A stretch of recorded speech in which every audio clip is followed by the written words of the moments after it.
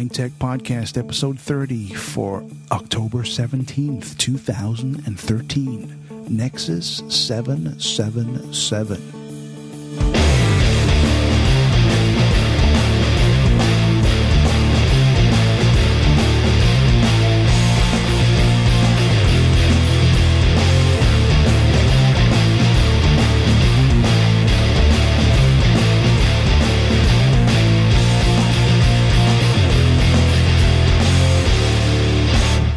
Mind Tech Podcast, episode 30, coming at you.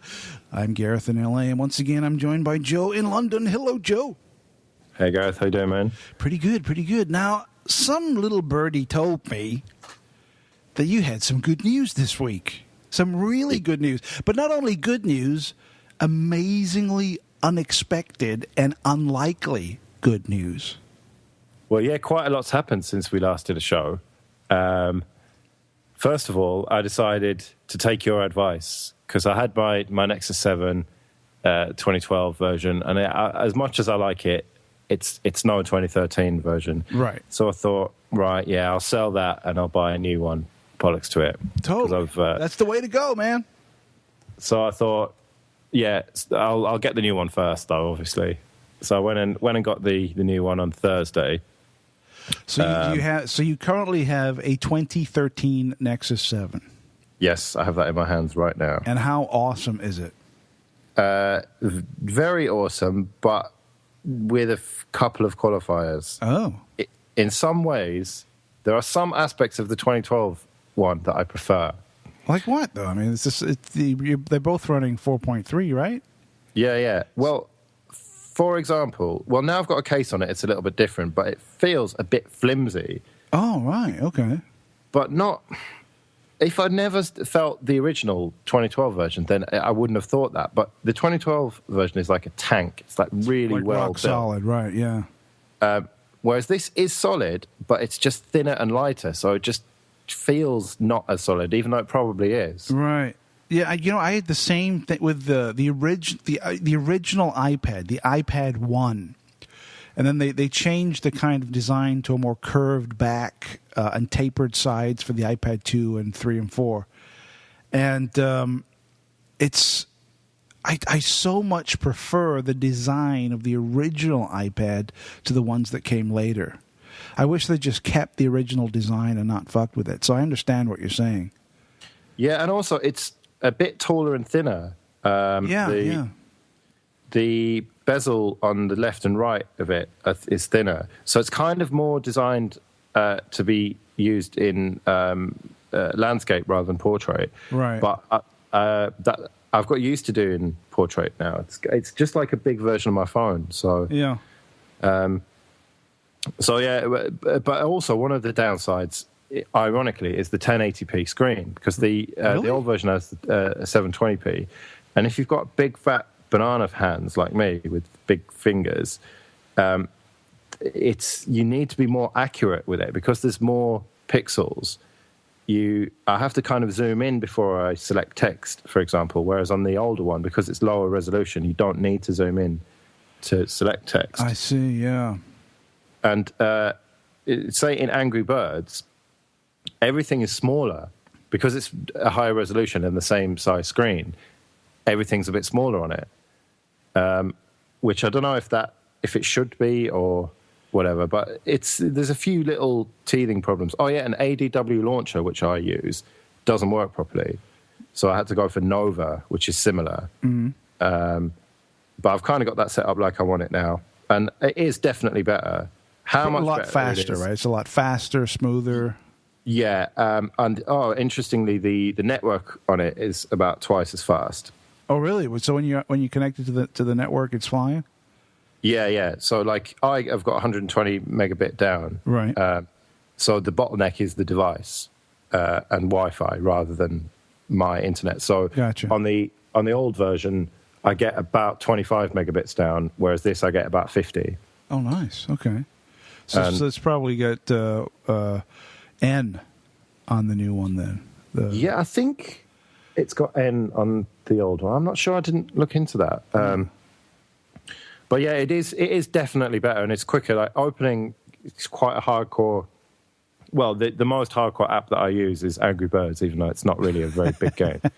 Right. But so if you click them both at the same time, and it loads much quicker on the new one. Yeah. And I did some benchmarks with Quadrant, and it scored better in some things, and the same in others, which was interesting. Interesting. Okay. But I do like it a lot. Now, do you like, because now that you have a modern new tablet, do you like take it out with you, got it in your pocket, it's with you at all times, or you just basically leave it at home and read books on it? Well, I don't read so good, so I don't read books on it. I don't read so good. It's pretty much what I use it for, and what I have been using the Nexus 7 for is everything I use my phone for at home, pretty much. So when I come home, I stop using my phone unless it rings. Right, I got you. And so just looking at Twitter, browsing, that sort of thing. But you don't take it out and about with you. It's not like in your pocket and you taking pictures with it and stuff. Not yet, but winter is coming, as they say. not that I even watched that show. You should. It's great. I don't like all the mythology and stuff. Oh, it's so awesome, dude. You should watch it. And apparently there's like 1 million characters or something. Yeah, there are a lot of characters. That's true. But yeah, now like I've got my big winter parka with big pockets, so I might well be taking it out with me then. I don't know. We'll see. That's awesome. We'll see. Size-wise, the new Nexus 7 is significantly slimmer than the old one, right? What, thinner? As in? I mean, it's not as wide. It seems, because I was at Staples the other day and I was looking at. They had like a little rack with tablets, and they had the Nexus 7 there. And I was looking at it and fooling around with it, and I noticed it's very, very kind of slim as far as its form factor. It's very like the 16:9 aspect ratio. It's very slim, very stretched out kind of. Yeah, it's a tiny bit taller, significantly less wide, and it's also significantly thinner. Like if you hold it, the thickness of the thing is significantly thinner, and it's a lot lighter as well. So it's very good. I would recommend it. But then again, I would also still recommend the old model, which you can get in this country for quite a bit less money. What's the advantage though? If let's just say you had £200 in your pocket and you were going to buy a tablet, why would you recommend buying last year's model as opposed to this year's? Oh, well, if you can afford it, definitely buy this year's one. But if you want it, you can probably pick it up for about half the price of a new one, secondhand. But why though? Why would you do that as opposed to just like, okay, well, I can't afford it today, but if I wait 2 or 3 weeks, I'll be able to buy the new one. Well, yeah, if that's the case. But if your budget is around 100, maybe 120, then I'd say go for the last one, and it is still worth buying. But if you can afford the new one, then obviously it's better, so I'll go for it. Okay, so the new one always then, right? There's no real standout kind of features that you miss from using the new one. No, it's just getting used to the new one, and the new one's also got a camera on it. They both got a front-facing camera, but the other one didn't have a back camera. Oh, really? I didn't know that. Yeah. Well, the rationale was that you don't really take photos with it. Who takes photos with a tablet? Some people do. Yeah, lots. But I take photos with my phone, and it's because it's not got 3G and it isn't a phone. You can't. You're not going to take it out with you as much. I didn't know that. I just assumed that the old one had a camera on the back. No, well, that was how they cut the price so significantly, and how they managed to undercut everyone by making it just the one camera. Yeah, like they cut corners where they could. Yeah. Okay. But that's not the end of the story. Okay. So yeah, I went and bought that on Thursday, and then played with it over the weekend. Went back to work, and then I think it was on Tuesday, I got an email from my girlfriend saying, "You never guess what's just turned up." No way. The missing Nexus 7, the one that I had assumed had been stolen. So how long was that? Like 2 months? Nearly 2 months, yeah. Holy shit. Held up in customs, presumably. Yeah, that's probably what it's either held up in customs or the Royal Mail are a bunch of incompetent fucking imbeciles.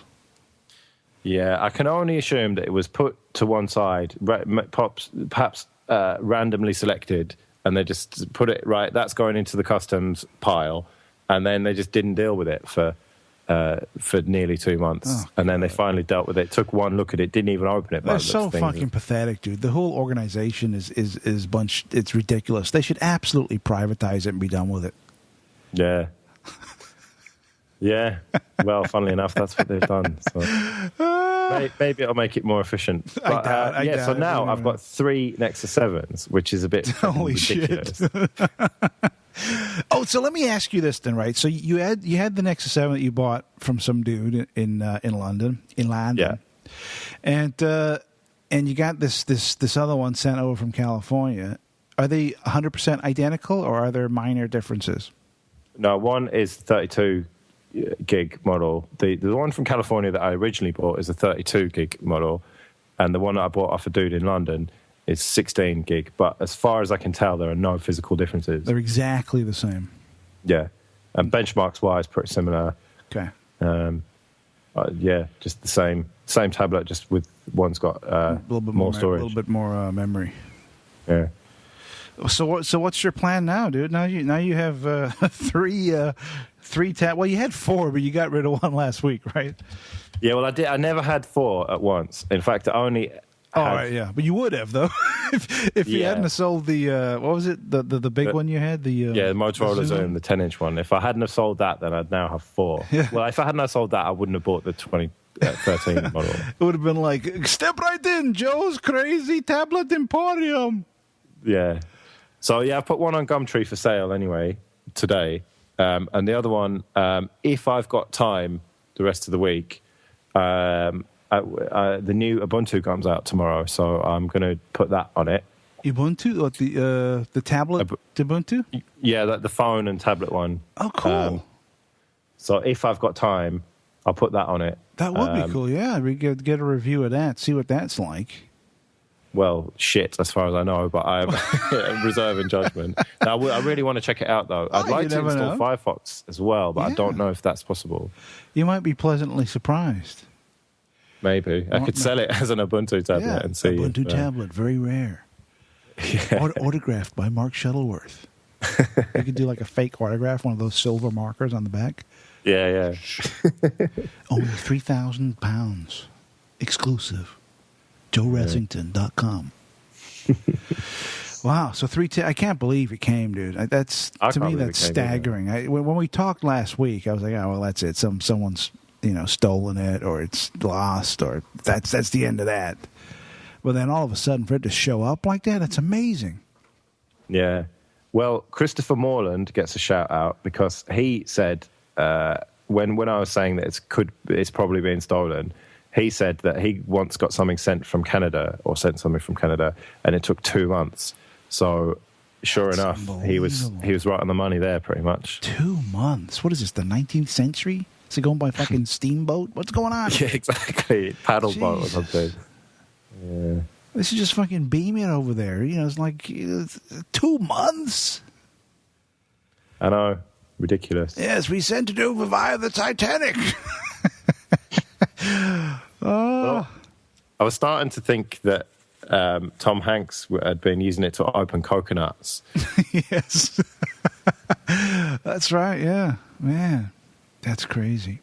Well, now you got 3 tablets, and hopefully in the next week or two you'll only have one, the 2013 Nexus 7, and the rest will just be cash in your pocket.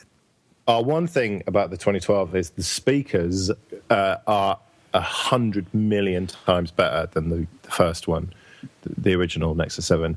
The original only has one speaker on one end of it, so when you turn it portrait mode, the sound's only coming out of one side of it.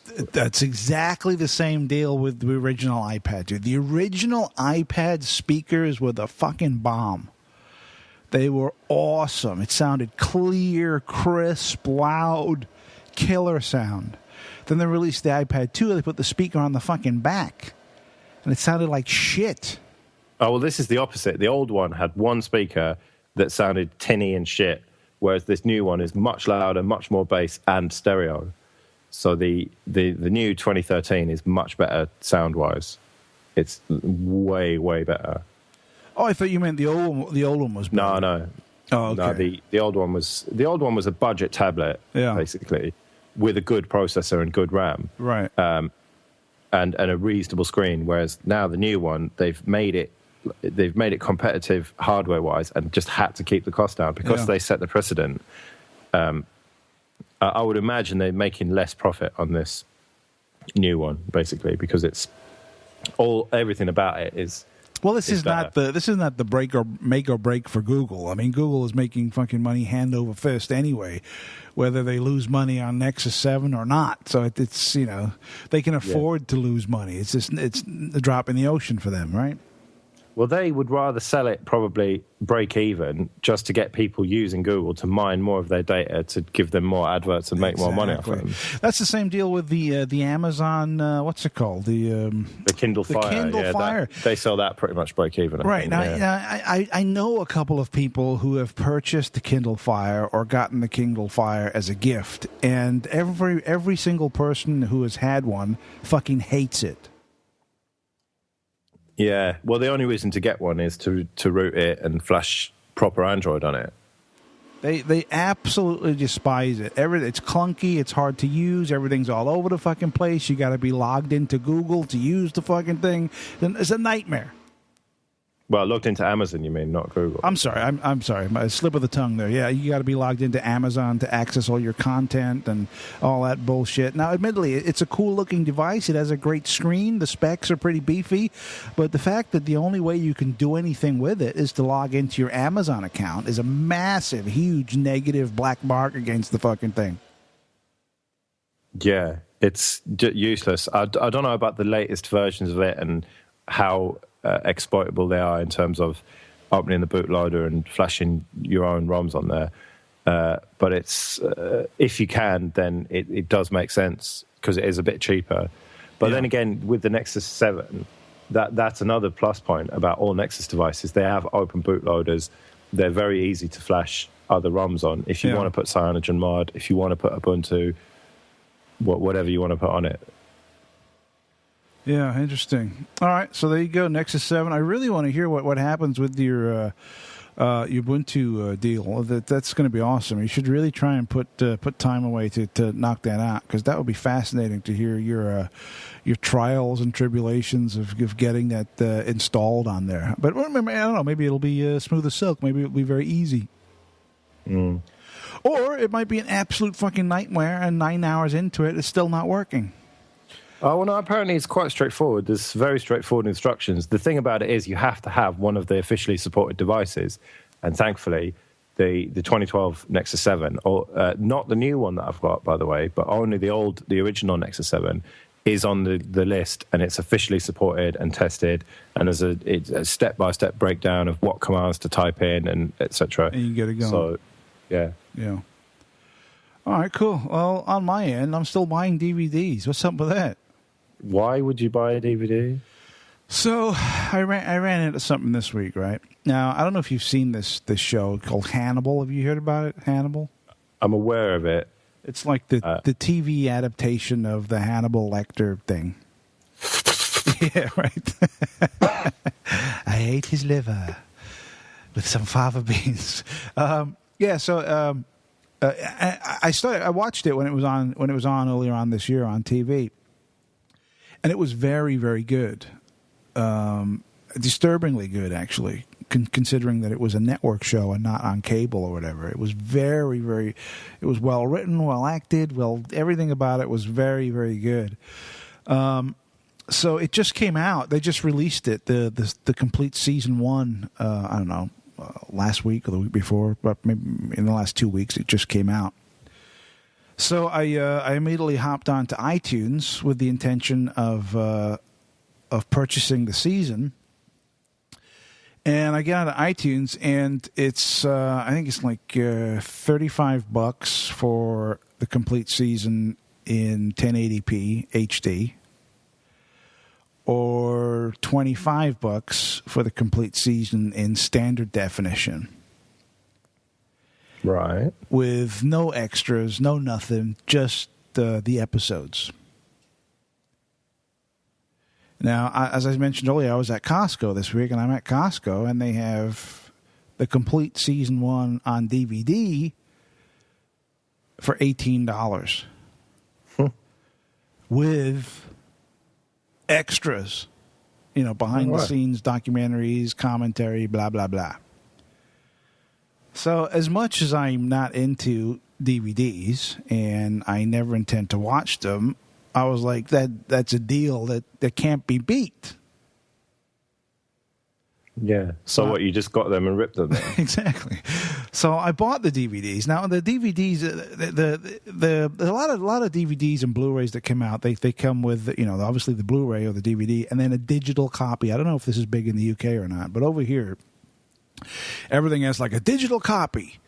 So you buy it and it comes with the discs, and then there's like this sheet of paper in there with like a secret code, and you fire up iTunes and you click redeem and you type in the secret code, and then you can just download all the content for free. Well, not for free, but it's part of you get it all in iTunes, right?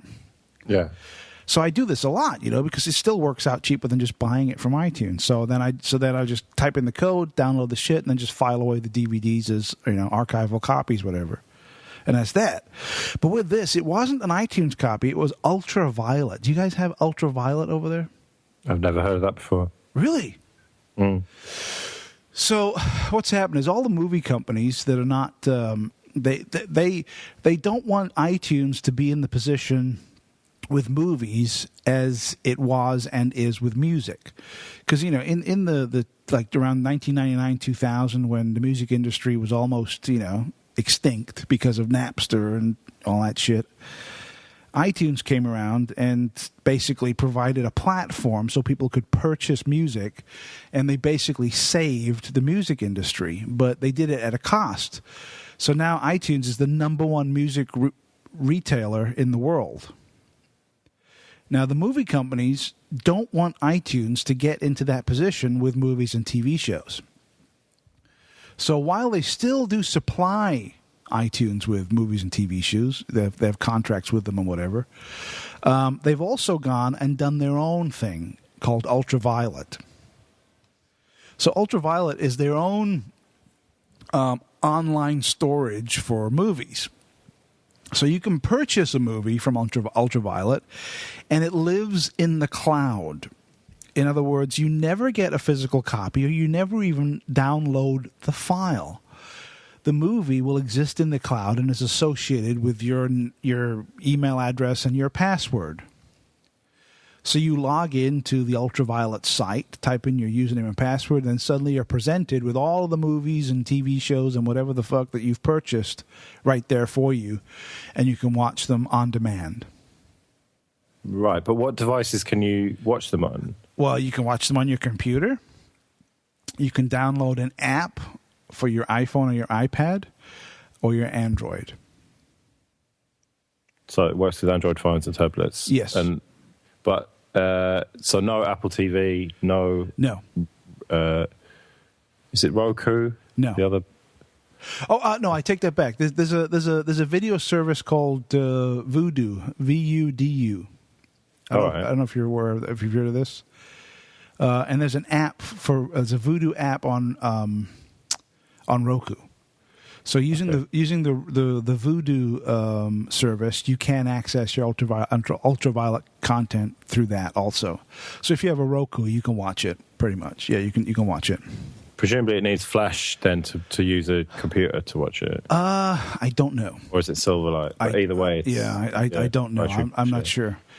But you never actually get the file. You never download the MP4 or whatever. It's only. And so how much is it to buy a movie then? I don't know. Depends. But I've never used the service because I think it's shit. I think it's bullshit. This will stream because if you're on your phone or your tablet and you're say you're on a transatlantic flight, and you want to watch a movie, well, you're fucked. At least with the iTunes model, you can download it to your tablet and then watch it, when you have no internet connection. Mm. You can't with this ultraviolet nonsense because you got to stream the shit, right? So this Hannibal thing, along with lots of other DVDs and Blu-rays, it comes with the DVD, and then it's big, all plastered on the cover, all advertising, and an ultraviolet copy, your own version of In the Cloud, blah blah blah. So it comes with a code, and then you log in. You either create an Ultraviolet account, which is free, or you log into your existing Ultraviolet account, and then you hit redeem, and you type in the code that comes with the DVD or the Blu-ray, and then suddenly all of those episodes are then added to your account.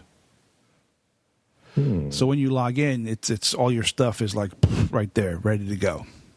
Well, it's better than a poke in the eye if you were going to buy it on DVD anyway. But you can only access it through streaming. Yeah, that's gay. But then if you've got the physical copy of it anyway, then you can rip it and do what you want with it. So that's exactly what I did. So I bought the DVD for $18, brought it home, and just ripped every episode and then threw it into iTunes, and that was the end of that.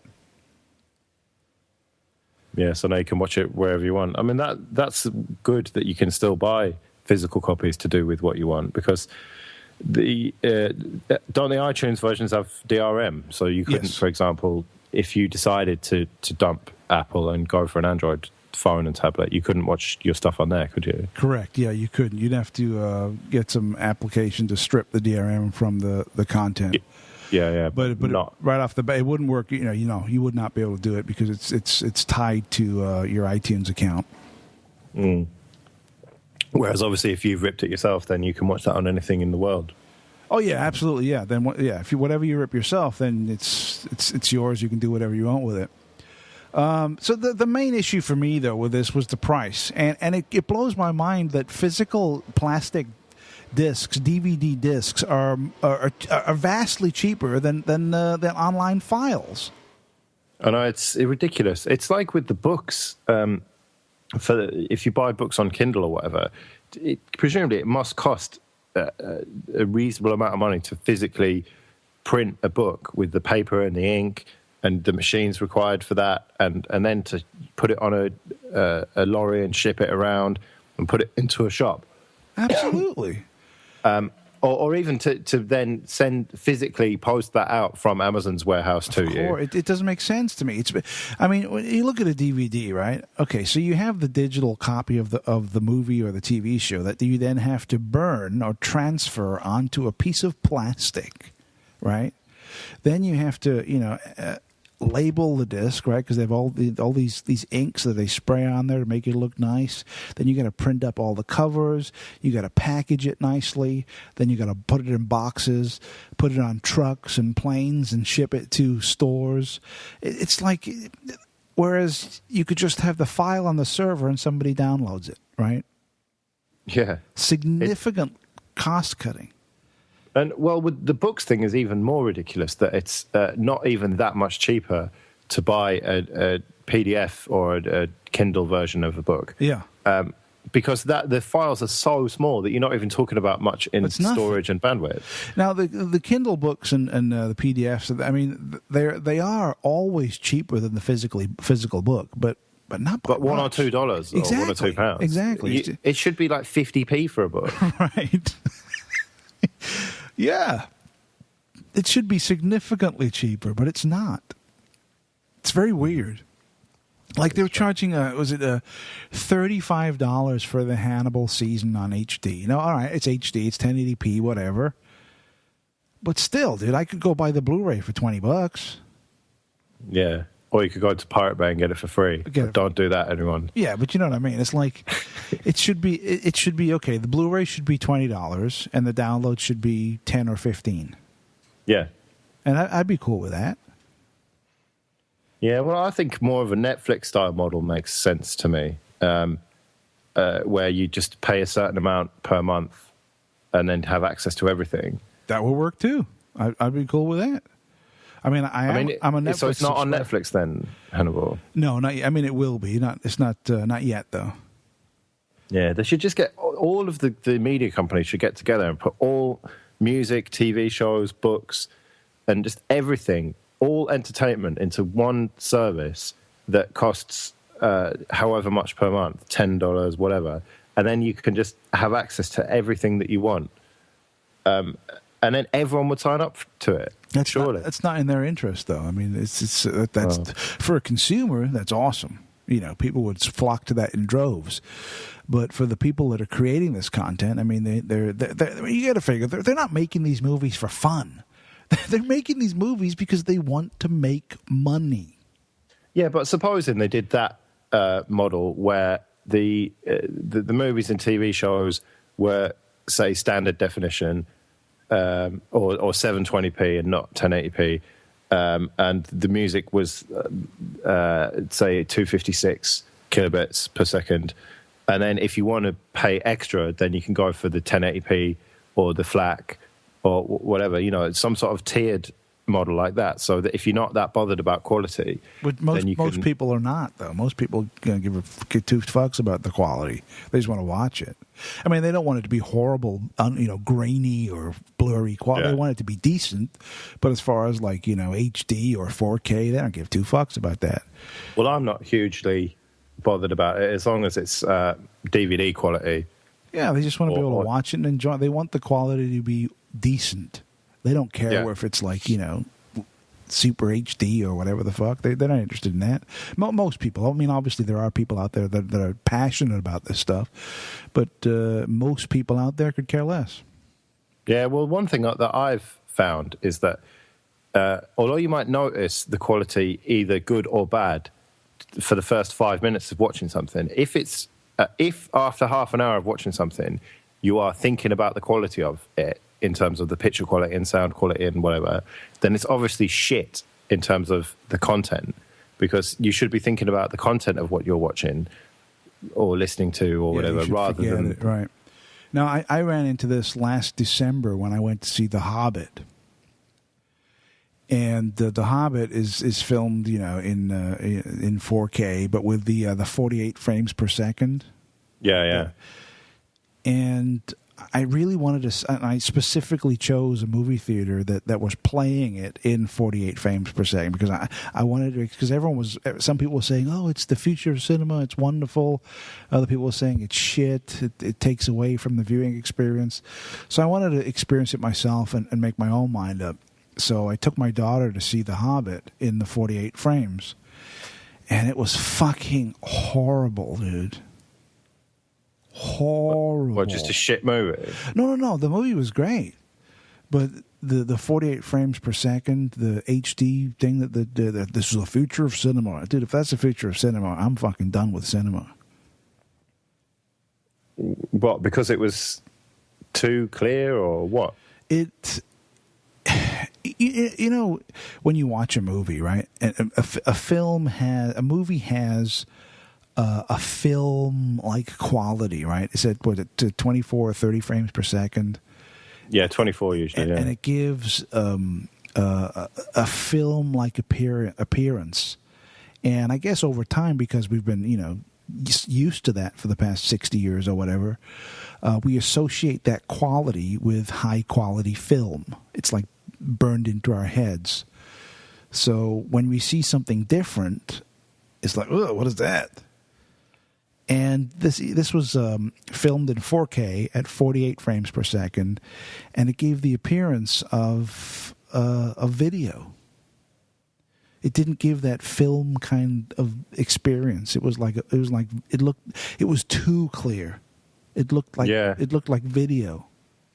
Yeah, and supposedly when in the action scenes, when it's panning around, it's less blurry. But that blur is kind of what gives it its cinematic appeal. Exactly, yeah. And it was very off-putting. Now, you're right, of course, because, after 20 or 30 minutes into the movie, you kind of forget about it. And you just watch the movie. But for the first 30, maybe 40 minutes of the movie, it's like you're obsessing. You're like, oh, my God, what the fuck is this? This is shit. So it does make a difference in some ways. Yeah. So what's this mass data storage solution? So I'm running out of. I need a solution, and I'm sick of just buying hard drives, dude. There's got to throw more hard drives at it. Yeah, there's got to be a better way. I'm buying hard drives. I'm plugging them in. I'm doing this and that. And I just want to ask you or the listeners, what's the best solution for storing terabytes and terabytes of data that's safe, convenient, and not costing a fucking fortune? Well, how many copies of each bit of data do you have? Well, you got to have 3, dude. You got to have 3 is peace of mind. You're not losing nothing. So you have the copy on your computer, the copy on an external device, and then a copy in the cloud.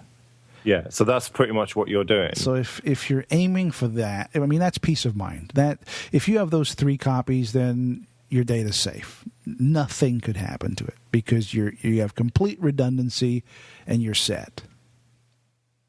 Yeah.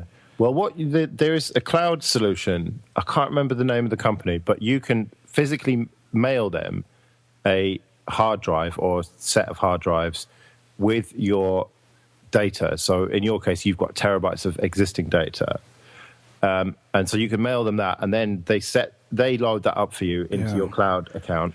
And then you can then add to that later. So it saves you squeezing terabytes up the pipe. Because that's the negative about cloud storage, right? Well, there's a bunch of negatives, but the main negative is the upload time. I mean, we talked about it last week. For me to upload, my iTunes movie collection, iTunes library, it's going to take me 6 to 8 months to upload that fucking thing.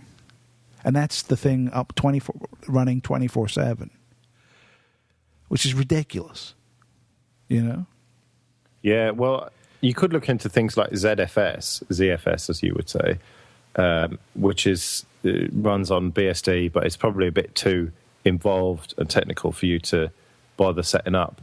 But yeah, I think the only solution is to just buy loads of hard drives and put them in some sort of server, be it a NAS box or a server that you've built. Or something.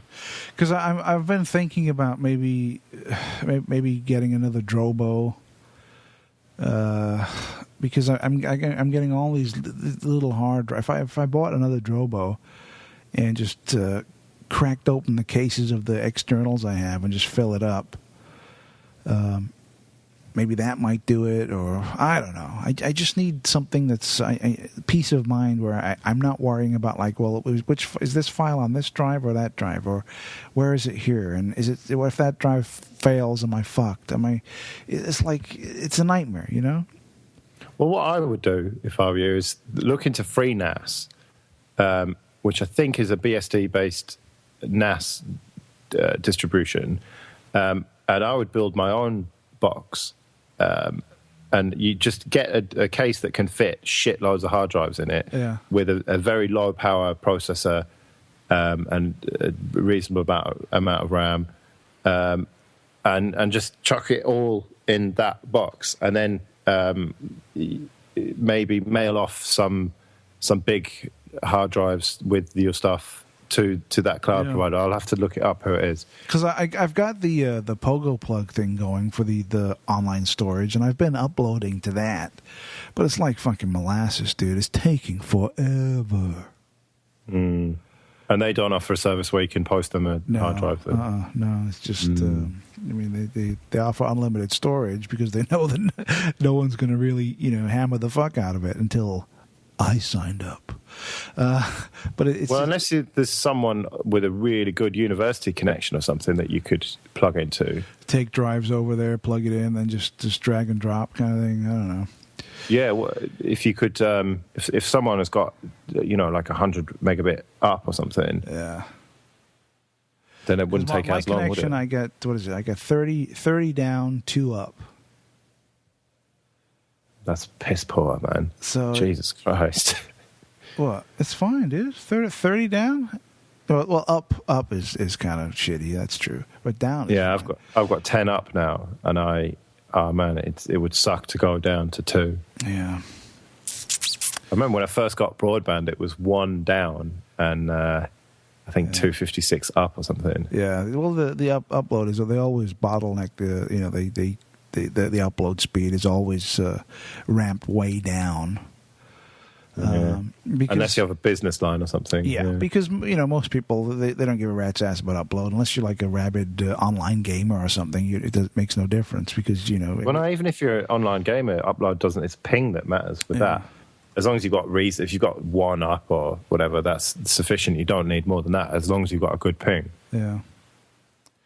So that's where I'm at. So I'm going to ask the listeners if you have any hints and or solutions for the best way for storing safely, conveniently, a lot of data at home that's not going to break the bank.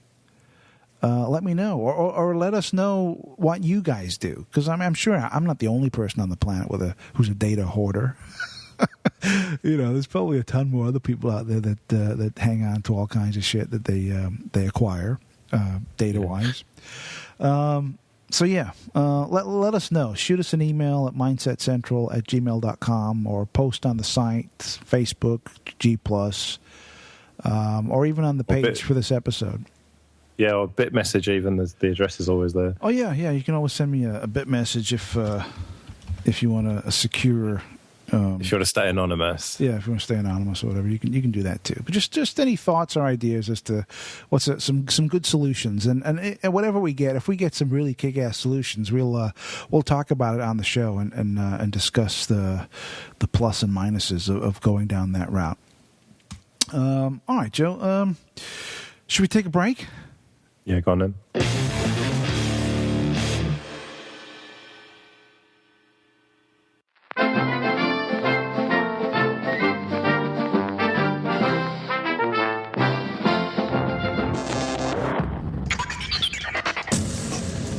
Mindset Daily.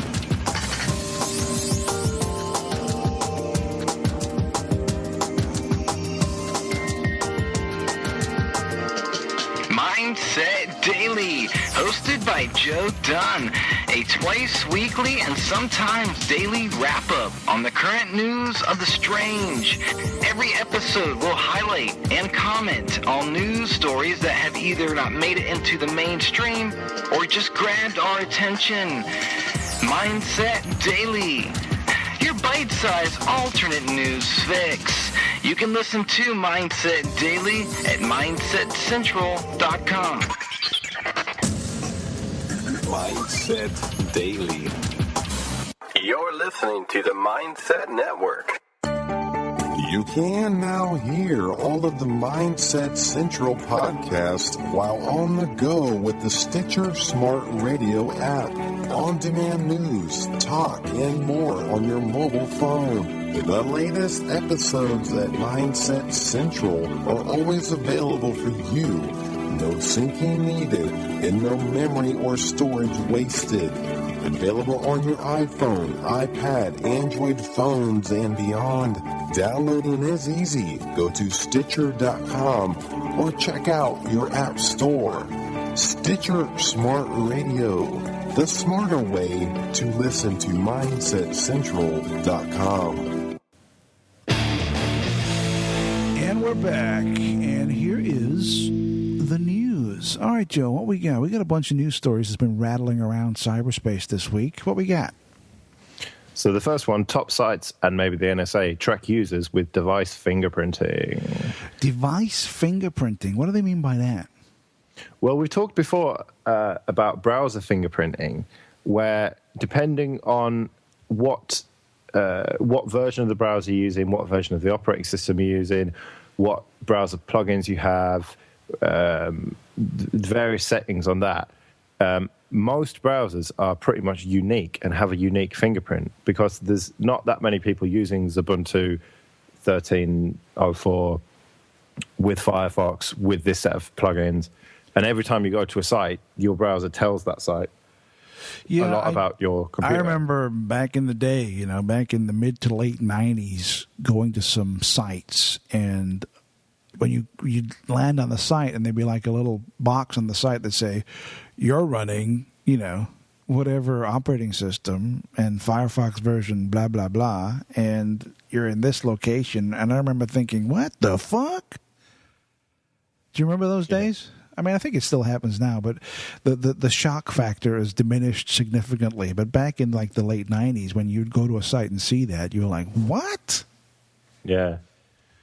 But so this is an extension of that anyway to mobile devices now, where using a few different things, but one of them is the fonts that you have installed and stuff. It makes you identifiable. And so even if you're using things like Tor and proxies and whatever, you can still be identified. They can still nail you down, yeah. And so I'm sure that Google has been doing this pretty much since day one.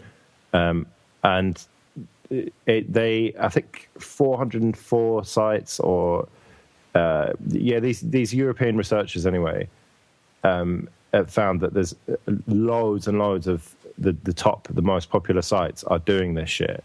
Even if you have do not track in your browser selected, which I do on my phone, they're kind of moving away from cookies because they realize that cookies are kind of an old way of tracking people.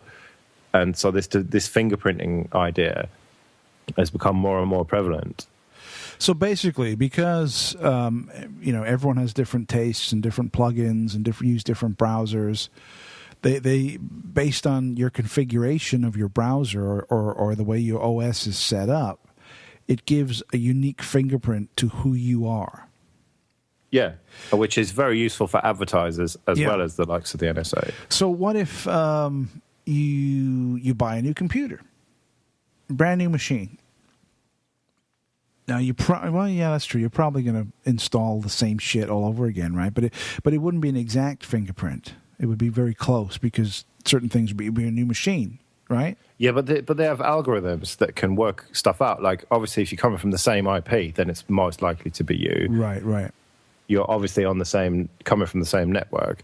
And then if they say, well, the last one was a Windows 7 machine with Firefox and these, or Chrome and these plugins, and then this next one is coming from the same IP and it's a Windows 8 machine with Firefox and these plugins, then it doesn't take a genius to work out that it's probably the same person who just bought a new machine. Yeah. So yeah, it's something to be aware of. If you use the Tor browser bundle, that specifically tries to stop people tracking you and tries to make it as generic and as possible, and it means that it's not a unique fingerprint because it has things blocked by default like JavaScript and Flash. Although I think, I'm not sure if it was the US government, I think it was, managed to find a vulnerability in it that used a font, something about fonts or something to identify people, but they've now patched that anyway. Yeah. The Tor people. I think that's what it's going to be. It's continually going to be a kind of tit for tat kind of deal, kind of one-upmanship. They'll figure this out. Oh, well, now we need to fix that. It'll be a continual back and forth. Because something like Tor, which can effectively anonymize you online, is not good news for the likes of the NSA or advertisers, right? Because they want to know who you are, where you're coming from, for very different reasons, but they very much want to know that. Yeah. Yeah. So yeah, interesting. Well, the device fingerprinting. I mean, it's very disturbing, dude. I mean, I hate this shit, but it's like there's no real way around it, right? I mean, it's constant. These kind of you can only make yourself so private, right? Privacy is hard. You really got to work at it. Yep. It's a pain in the ass, but what are you gonna do? All right, what we got next? The critical WhatsApp crypto flaw threatens user privacy, researchers warn. Messages sent over Wi-Fi and other public channels can be decrypted using known methods. Yeah, so WhatsApp, I don't know if you're aware of it, it's a messaging application for smartphones. I think it's it is cross-platform. It's for certainly for iOS and for Android phones. Yeah. And they advertise it as being fully encrypted, but it turns out that it's not very well encrypted at all, because I think they use the same keys for every message that you send. So it's pretty trivial. If you really wanted to crack it and you knew what you were doing, it would be so straightforward. But the reason that I put this in is because I just hate WhatsApp. I just despise it. It makes no sense to me, right? People are always saying to me, "Oh yeah, you should install WhatsApp." And I say, "Why should I do that then?" And they say, "Oh, it's great. Like you on your phone, it means you can send messages to people and photos to them, and like recordings of your voice and stuff." And I say to them, "Well, that's what I use email for. Why would I install something else to do that?" And then they just look at me like blankly. I don't know. Is this more of a European thing? WhatsApp? I just pull up the site right now, and I'm completely unfamiliar with this application. Yeah, I mean, fair enough. If encryption is what you're interested in, I mean, what was that thing we were checking out this week? Oh, hang on, I got my phone. Wicker. Wicker, that's right. Yeah, Wicker. Yeah. Now, Wicker, yeah, no, that makes sense, because that's using encryption, and it's destructible messages. Exactly. Yeah. So you can set the time limit for how long a message will exist on your phone. So I can say 5 minutes. So I'll send a message to you, and you'll open it up and you'll read it. But after 5 minutes, that message will no longer exist. It's like Mission Impossible. It'll self-destruct in 3 minutes. Will self-destruct. Yeah. Yeah. So I think the default's 5 days, isn't it? Something like that. Yeah. But you can alter that. I can understand why you would want to do that. Although with Wicker, it's proprietary, therefore the encryption is worthless. Right. It is the same. Same with WhatsApp as well. Unless you're using open standards for encryption, then you may as well send plain text, basically. Well, I don't know whether that's necessarily true. I mean, I hear what you're saying, and overall, I don't disagree with you. I mean, you're absolutely correct that closed source encryption is a little shady, and because we don't know what's going on, right? But it's still safer than open, unencrypted plain text. It just means that if somebody really wants to access your stuff, they can. But for the casual snooper, it ain't happening. Well, it makes it a tiny bit harder. Yeah, I would concede that yeah, it makes it a little bit harder to snoop on what you're doing, but you cannot treat it as properly encrypted and private. I would agree with that. I would agree. Yes. Yeah, but I just don't get it. If anyone out there uses WhatsApp, please enlighten me as to what possible advantage it has over me emailing someone. WhatsApp, people say, you can send messages from an iPhone to an Android phone. It's like, you can do that with text message too. But the I think the one over here is Kick Messenger. Is it Kick Messenger or Kicker Messenger? That's the one that all the kids are using, the Kick Messenger, and I guess it's very similar to WhatsApp. Although I don't think the Kick Messenger is encrypted, or if it is, it doesn't publicize that it's all like we're encrypted. But it's a cross-platform messenger that people you can install it in your iPhone, your Android, your BlackBerry, whatever, and basically text for free. You can send voice, pictures, text for free. Yeah, that's the very similar thing. And people say that to me. It's like BBM. You can send it for free. You don't have to use your text messages or whatever. Yeah. And I'm thinking to myself, well, you'd still need to have internet access for it. Sure. Just send a fucking email. Right, but it's over. A lot of the kids, they use it like because I know a lot of my daughter's friends, they don't have iPhones. They'll have like an iPod Touch. Right? Yeah. So they'll install the Kick Messenger on the iPad Touch, the iPod Touch rather, and then when they're connected to Wi-Fi, they can message all their friends and have conversations and all that kind of stuff. Yeah, but you could do that with email. I don't. Well, it's more instantaneous, I guess. But that's the kind of advantage of that kind of thing. I mean, if for kids, I get it, right? Because it's not you don't have a monthly bill. You can connect to the Wi-Fi at home, and you're good to go. You can. Yeah, but you can do that with email. I don't get it. But it's not the same. I mean, yes, you're absolutely correct. You can have conversations with email. You can CC in people, and you can. Absolutely. You can attach any file in the world up to 25 megabytes. Yes, you are correct. You can do that with email, no question. But it's a little clunky. It's a lot smoother and easier to do it with a messaging app. Well, if you have a decent email application, then it's not clunky. Sure. I don't know. I'm just a Luddite, man. What can I say? I don't like this new shit. Get off my lawn. But you're absolutely correct. Yes, you can do all those things with email, no question. You're right, but it's a lot easier, free flowing, and much better to use a messaging app. And that's where these things come in. I think the main issue with this WhatsApp deal, though, is that they publicize that it's encrypted, which is giving the kind of illusion that your messages are safe. But then this article is saying, no, that ain't the case. Yeah.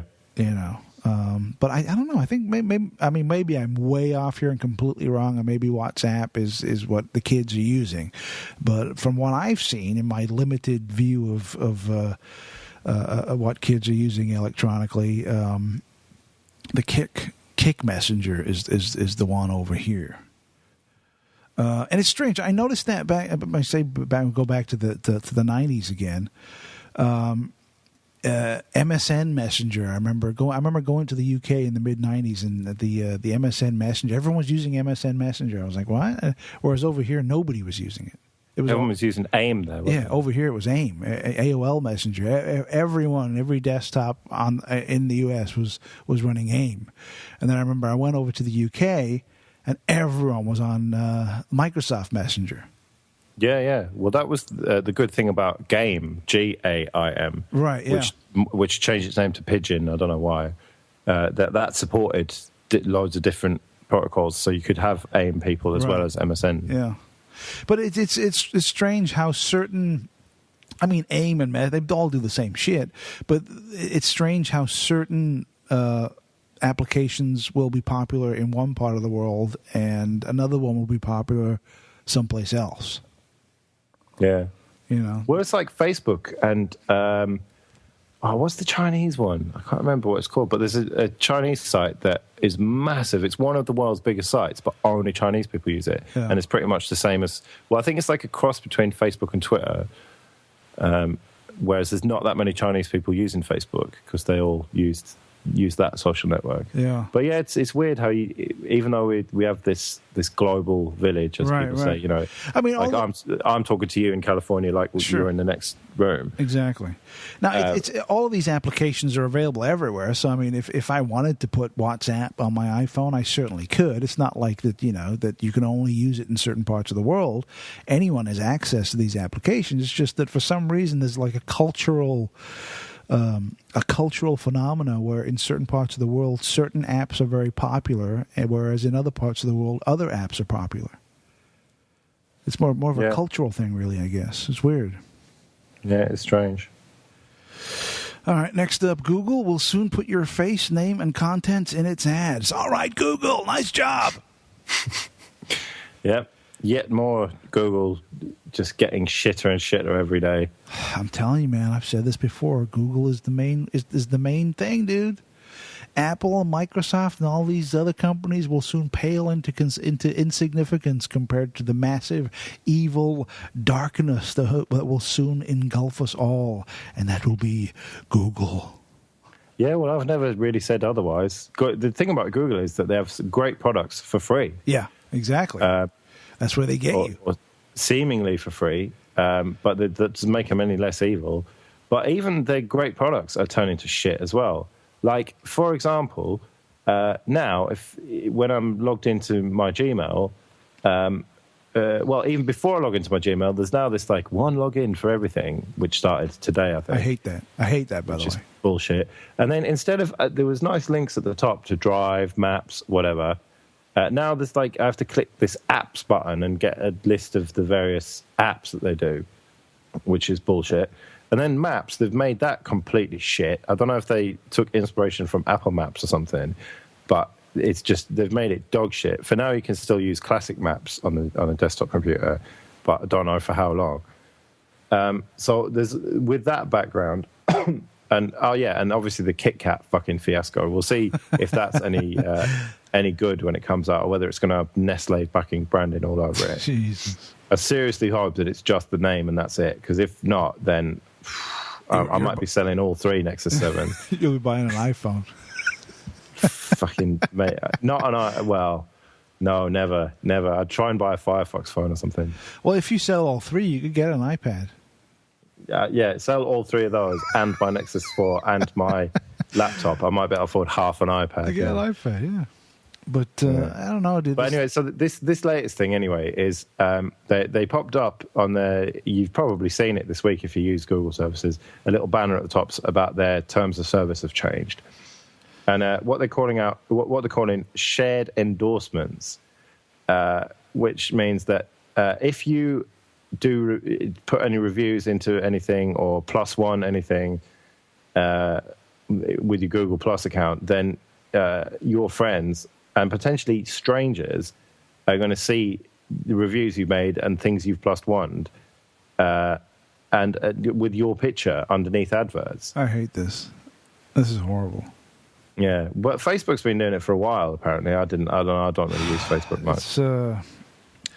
I don't know. It's like, can you imagine the meeting? You know, where they're all in a room thinking, okay, what are we going to do? Well, I got this idea where we can add everyone's face and we can generate X amount of dollars from doing this, so it'll significantly improve our bottom line over X amount of time, and we'll make tons of cash.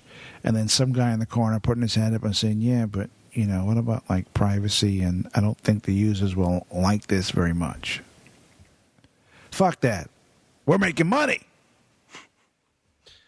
Yeah. You know, how do you know what I mean? It's like, can't they see that their users are going to see this and be like, what the fuck?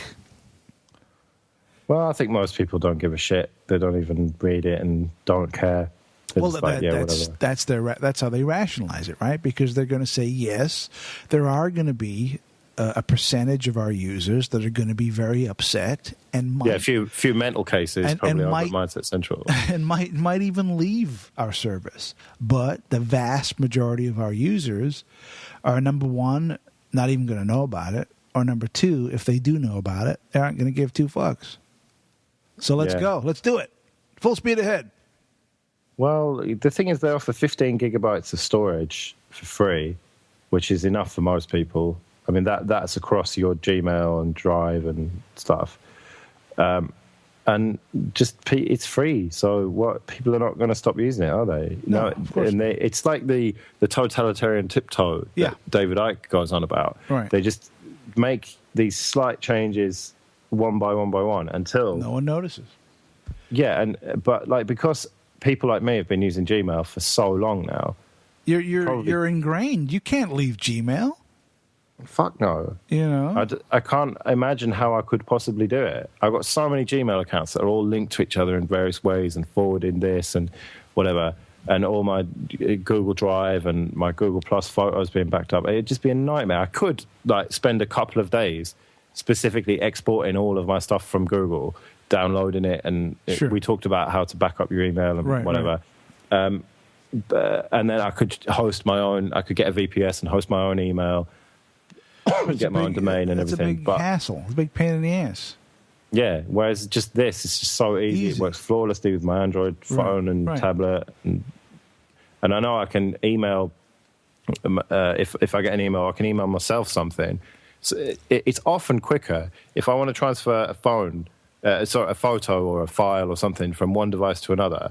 It's often quicker to just email it to myself and then open it up on the other device than it is to fuck about plugging cables in and whatever. Right, yeah.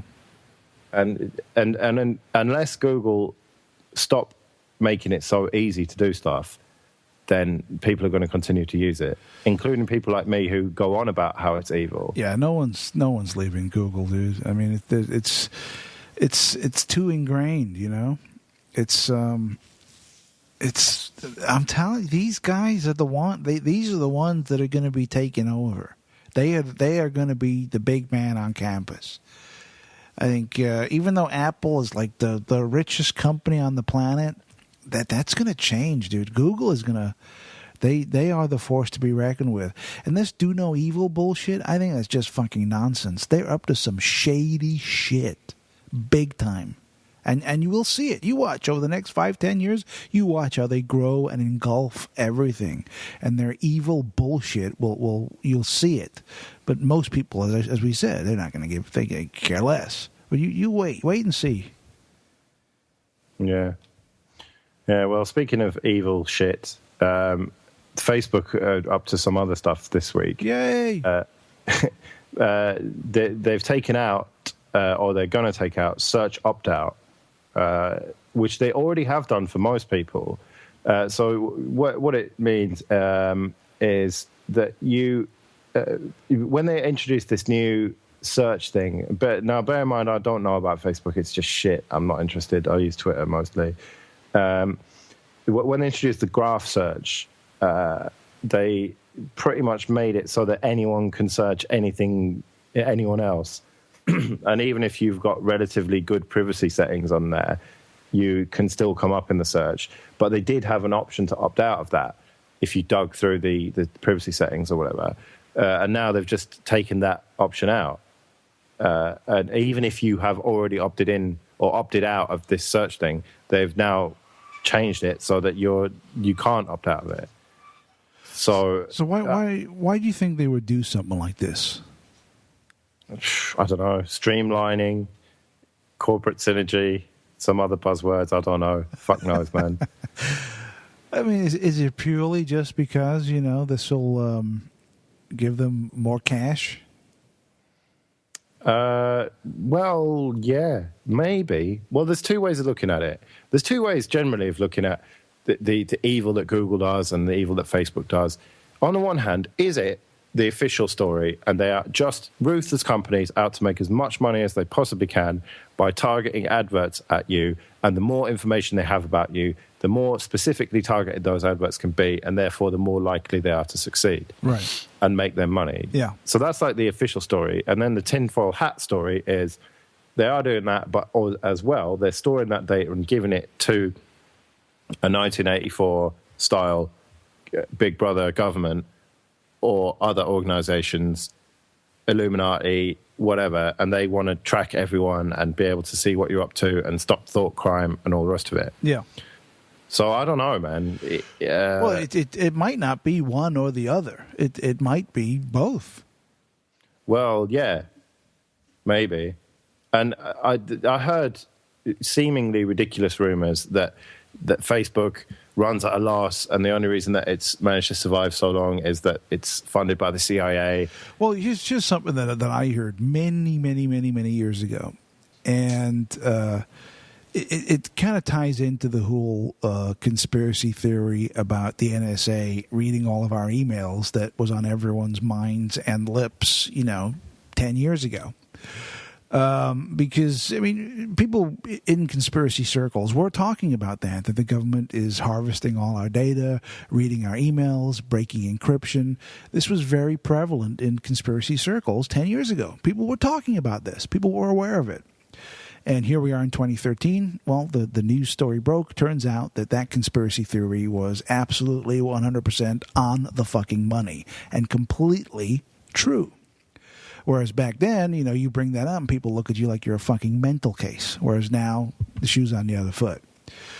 There was also a rumor floating around back then, 10 years ago, maybe even later than that. I don't know, but probably about 10 years ago was when I first started hearing it, was that Google, I don't know if you remember, in the mid to late 90s, Yahoo was the main deal as far as search on the internet. If you were going to search for something online, you would go to www.yahoo.com. And they were number one. I remember Alta Vista first, but yeah. It was Yahoo was the main one. I suppose, yeah. And then all of a sudden, out of the fucking blue, like the next fucking day, everyone's talking about Google. Oh, you got to try Google. Oh, it's better than Yahoo. Try Google. Google. Next thing you knew, Yahoo's out in the fucking kick to the curb. Google is the new thing. Everyone is mental for Google. Google this, Google that, Google. And you say, well, where the fuck did Google come from? It's like they came out of nowhere. Well, it's these two college kids from fucking San Francisco. They got this search engine they built, and they made this company, and it's Google out of the fucking blue. Well, there was a very prevalent rumor floating around back then that they were financed, at least in part, by the NSA. Now, well, that would totally make sense, wouldn't it? Absolutely. Now, whether or not that's true, who knows? It might be absolute fucking nonsense. But this was a rumor that didn't go away. I remember hearing about this years ago. You know, like 2002, 2001, maybe even 2000, hearing this. That a large chunk of change was given to them to get the wheels turning, to get their company set up, and it was financed by the National Security Agency. Well, I'm sure that you could find out that it must have had venture capital funding. There's no way you can get as big as they did, as quickly as they did, without a lot of money being thrown at it. Sure. So well, I mean, this is just a rumor that has been floating around for a very long time. Similarly with true, Facebook, I've heard all sorts of rumors about how they got so big so quickly, and because the thing about Google getting so big so quickly is you cannot deny that Google is good at what they do. Their search is brilliant, and then the other products that they've subsequently come out with are also mostly pretty good. I agree. Yeah. They had the odd miss like Wave and Buzz and whatever.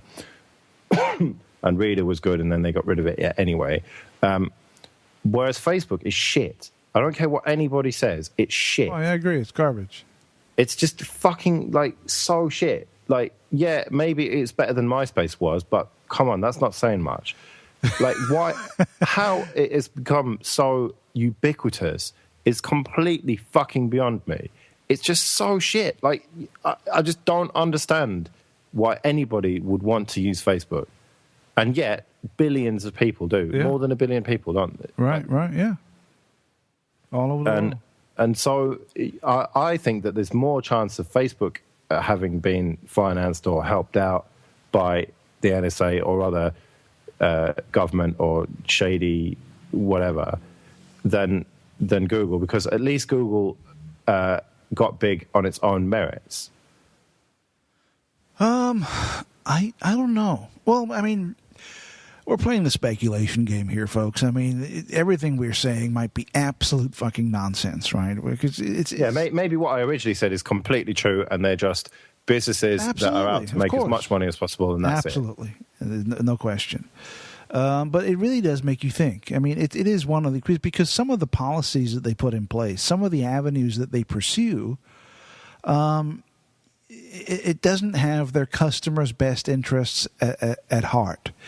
And you'd think that any business, if you're in business, right, the number one focus of any successful business is its customers.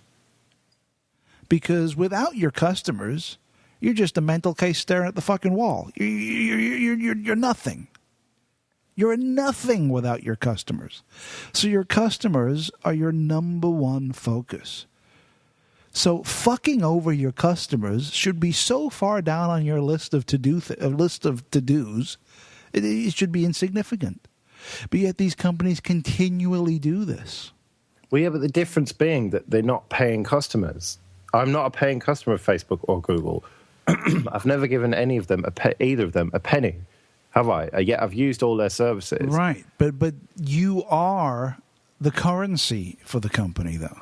Yeah, but you see, that's the fine line that they have to tread, isn't it? They have to make the experience good, but they have to make money off you. Right. And so they have to appeal to the advertisers as well. And being able to search through all the data on there is good for that aspect of it, for advertisers.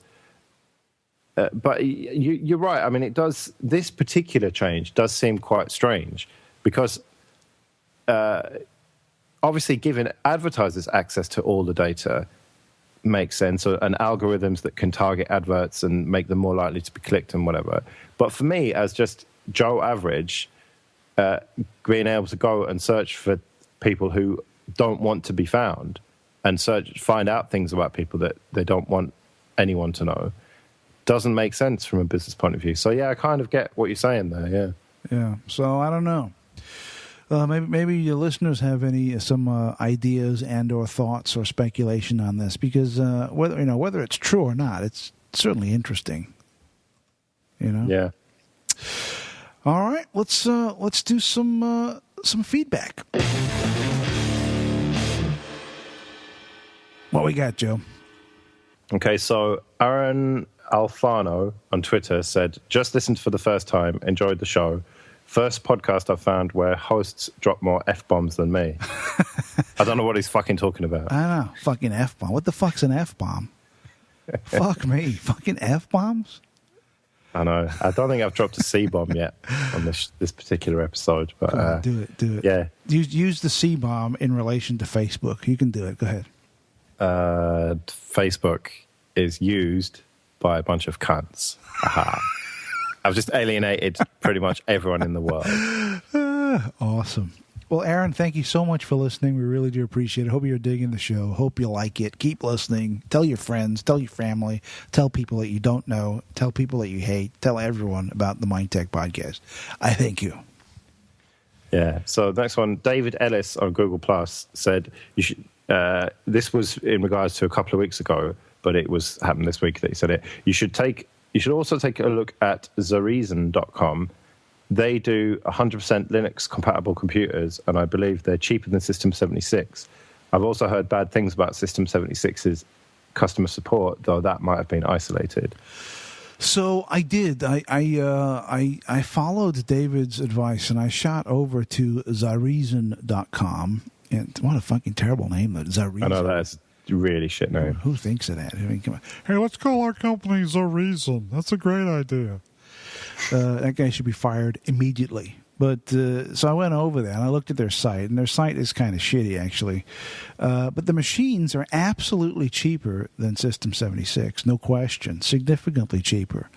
But the machines just look exactly like 76 machines with a Zereason sticker on the back.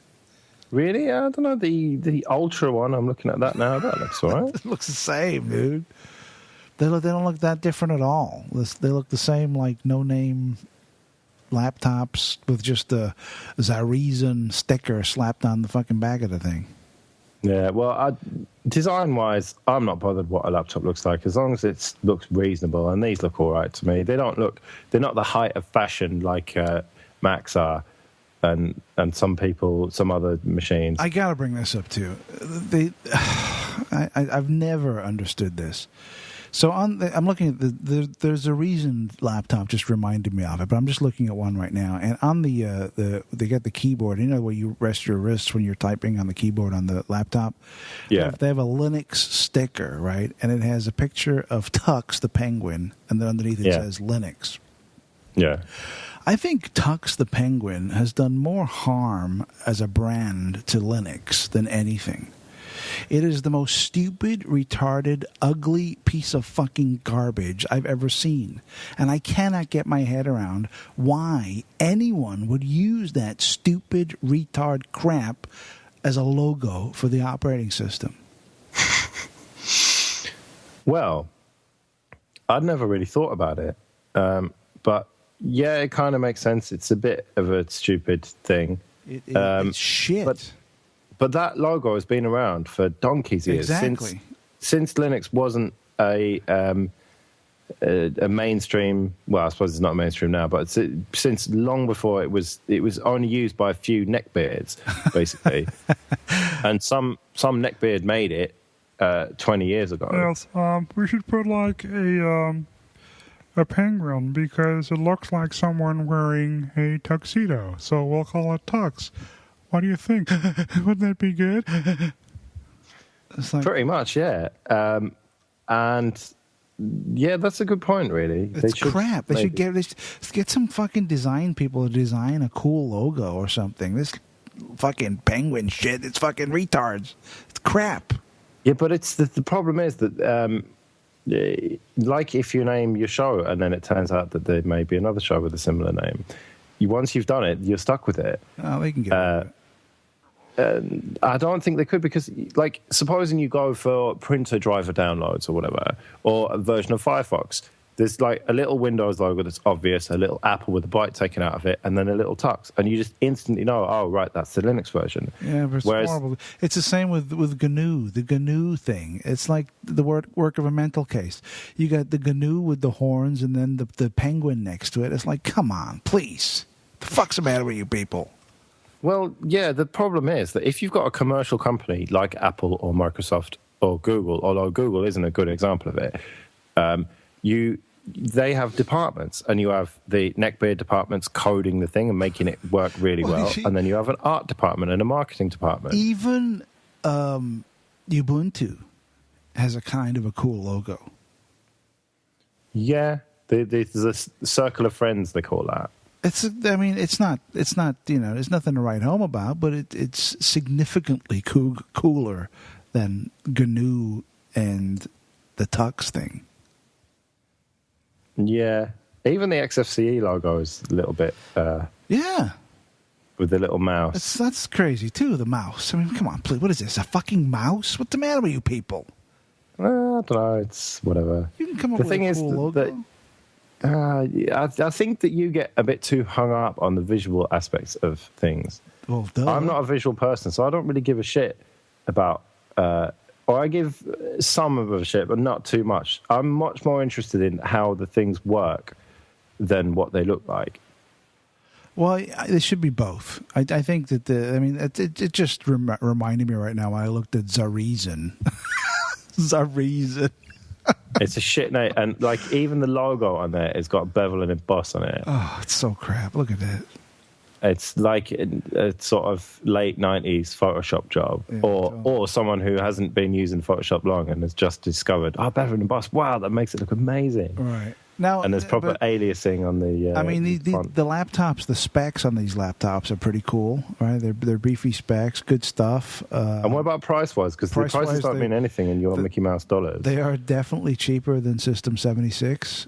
But what about compared to Dell or Asus or whatever? No, it doesn't even come close. You could totally get a cheaper Dell. That'll probably look a lot better, run a lot better. But would it be 100% Linux compatible? I don't know. Yeah, probably not. Are they? The Ultra one is out of stock. Yeah, I don't know. I'm not convinced. And the perpetual problem with Linux machines is that it's small companies who don't have the economies of scale of HP, Dell, Asus, etc. Yeah. And so you're just going to have that problem where they're just not going to be competitive price-wise. And so it's always going to be cheaper to buy, like I did, an Asus machine and then stick Linux on it and pay for a Windows license that I'm not going to use. But it's still cheaper. You just cross your fingers and hope everything works or spend time looking for drivers and stuff. Well, no, I mean, with Linux, although you can fuck about with drivers, you're much better off just finding something that either works or it doesn't, and doing research to that the components, how they work. And if you go for something with Intel, I mean, I'm not a visual person. I don't play games, so I don't have an onboard graphics card or anything. I just use Intel graphics, and that's reasonably well supported. Yeah. And you just got to make sure that your network works and you're not going to have any problems. Right. So, but I mean, peace of mind, Zareason and System 76, 100%, everything will work, no question. But they are more expensive than regular PCs, and they're kind of ugly. But if you want 100% Linux compatible, those two companies are probably the way to go. Yeah, yeah. So yeah, Rob McKenzie on Google Plus says, top episode, not my words. A few bits that caught my attention were the secret societies. The ones you need to worry about are the ones you don't know about. Oh, yes. Which is very true. Like, we know about Skull and Bones and Illuminati and things like that, the Masons, but there's probably all sorts of stuff that hasn't become known about. And absolutely, no question. Makes a good point there. And he said, and then if you're off their radar, once the big fish are gone, they'll work on the next level down and so on. They need to justify their existence or they're out of a job. Kind of makes sense. He said, great show. We'll work on some hate mail for you as I feel left out. There you go. That'll work. I haven't had any Apple bashing this week. And next week, I'm sure we will, because next week, Apple has another event where they're going to be releasing a bunch of new stuff, which we'll probably talk about on next week's show. So I'll open myself up for more Apple fanboy bashing nonsense that you guys love to to go at it. Yeah, and then the following week, probably, hopefully, be some Ubuntu Touch business. And then after that, it'll be KitKat comes out. But nice. To be honest, I don't think KitKat is going to. I think it's going to be an incremental update again. I don't think it's going to be much worth talking about, but I might be wrong. Yeah, we'll see. So, you never know. All right, well, that kind of wraps it up then for this week's edition of the Mind Tech Podcast. Thank you so much, Joe. Some more great news, great conversation, and thank you so much for listening. You can reach us, of course, at mindsetcentral@gmail.com, our forums on G+, Facebook, and BitMessage, all of it in the show notes. We'll be back next week with more tech, but until then, farewell, good brothers. See you later.